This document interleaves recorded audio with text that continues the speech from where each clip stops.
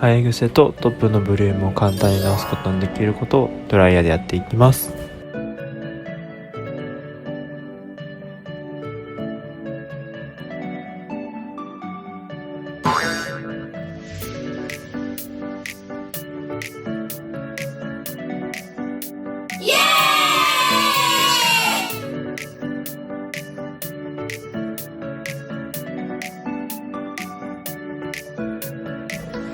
この時しっかり上下前後左右に指をしっかり振るのがポイントです。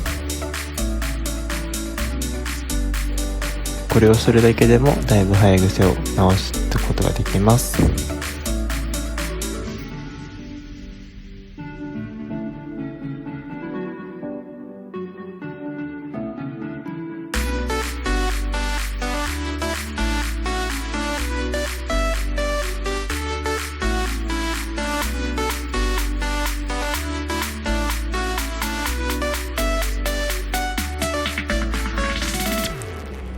めちゃめちゃ引っ張ってあげてください。